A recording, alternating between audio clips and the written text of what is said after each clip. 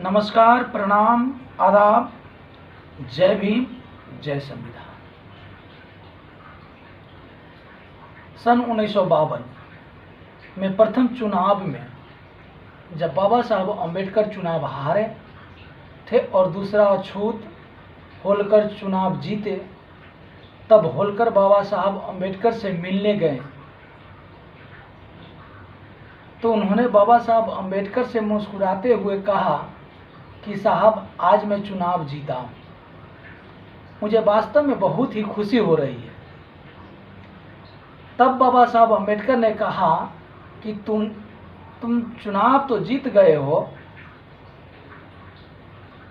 अब करोगे क्या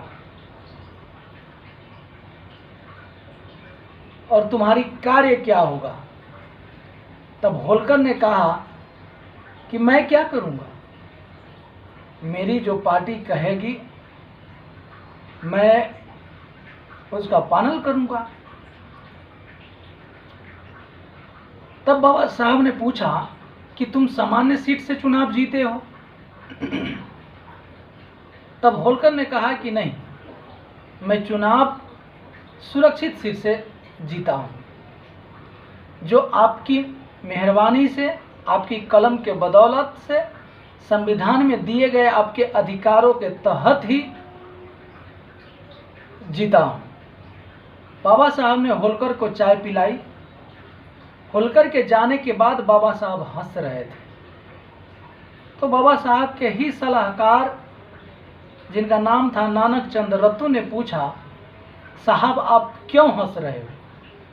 तब बाबा साहब अम्बेडकर ने कहा कि होलकर अपने समाज का नेतृत्व और प्रतिनिधित्व करने के बजाय पार्टी के हरिजन नेता बन गए हैं। आजकल हमारे समाज के सांसद, विधायक अपने समाज के प्रतिनिधित्व करने के बजाय पार्टी के हरिजन नेता बनकर ही रह गए हैं। यह बात बाबा साहब ने सन 1952 में ही कही थी, जो आज तक सार्थक सिद्ध हो रही है। जी हाँ दोस्तों, मैं बात कर रहा हूँ अपने आप को जो राम का हनुमान कहते हैं। मैं बात कर रहा हूँ बिहार के युवा दिलों की धड़कन, बिहार के लाखों करोड़ों युवाओं के चहेते आदरणीय चिराग पासवान की।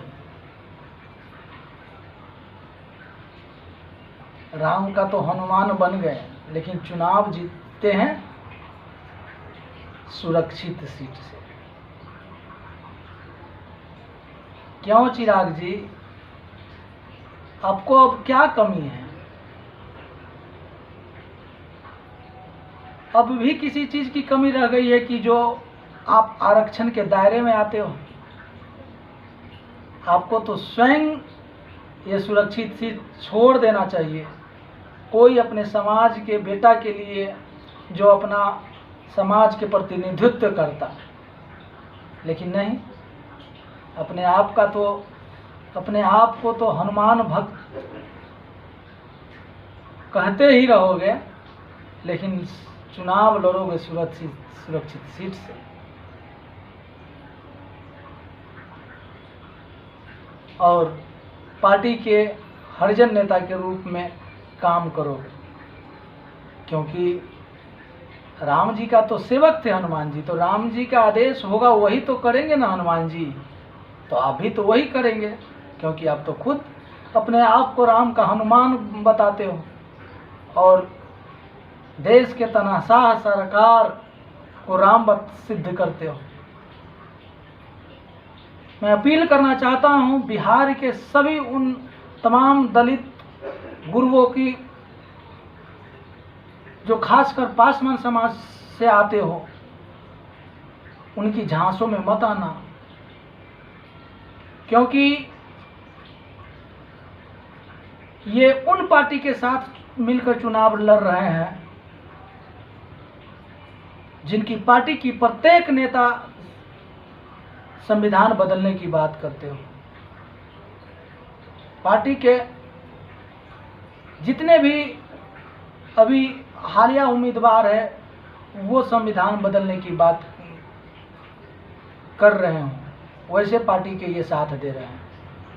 साथ ही साथ मैं जीताराम मांझी के भी समाज से करबद्ध निवेदन करता हूं कि अपने जाति के नाम से उठकर चुनाव दीजिए और अपने वोट का मताधिकार का प्रयोग कीजिए। कोई नेता किसी जाति का नहीं होता। बड़े ऊंचे पद पे जाने के बाद कोई किसी का जाति रह ही नहीं जाता। इस बार का चुनाव लोकतंत्र की बचाने की चुनाव है। इस बार का चुनाव सिर्फ एक चुनाव ही नहीं है। इस बार का चुनाव जो हमें बोलने की आज़ादी देती है, जो हमें चलने की आज़ादी देता है, जो हमें खाने पीने सोने किसी से सवाल पूछने की आज़ादी देता है, उस संविधान को बचाने का चुनाव है। इसलिए मैं फिर से जितने भी पासवान समाज के जाति है, मैं हाथ जोड़ के मेरा नम्र निवेदन है कि वह उनके झांसे में नहीं आए और जाति से उठकर अपने मत का प्रयोग करें। जो मेरे हक की बात करता हो, जो मेरे लिए लड़ाई लड़ता हो, उनको सहयोग करें और उनको वोट करें।